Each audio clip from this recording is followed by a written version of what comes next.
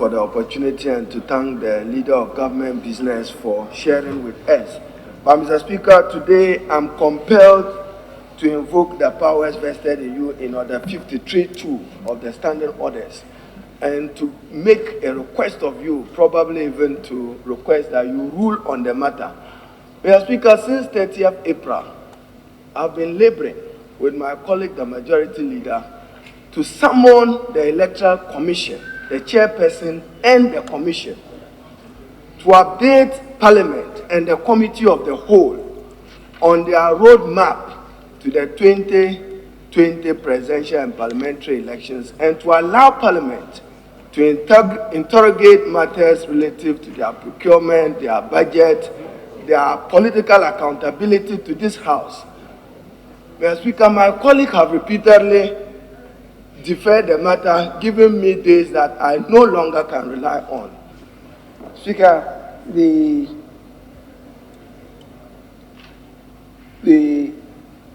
leadership of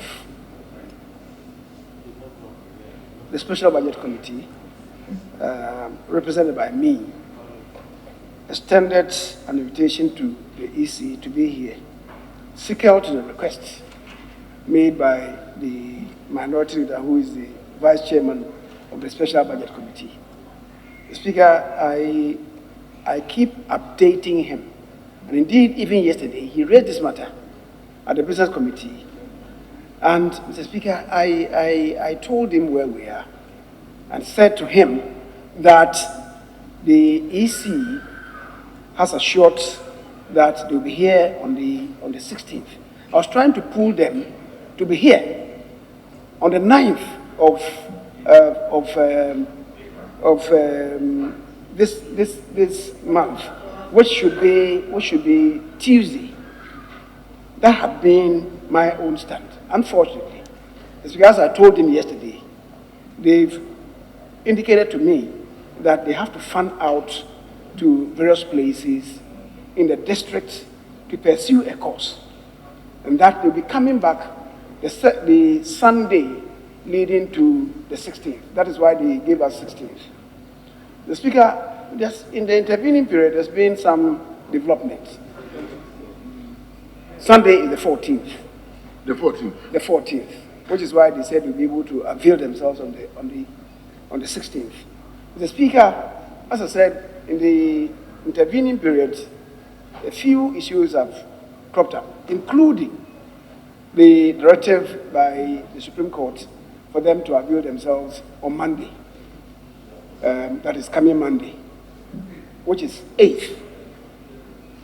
In this instance, I may want to follow up with them if thereafter they could avail themselves to us before maybe they go out there to the district. Meanwhile, the Minister for Environment, Science, Technology and Innovation also made a statement on the floor of the House on the World Environment Day. World Environment Day is the United Nations flagship day for promoting worldwide awareness and action for the environment.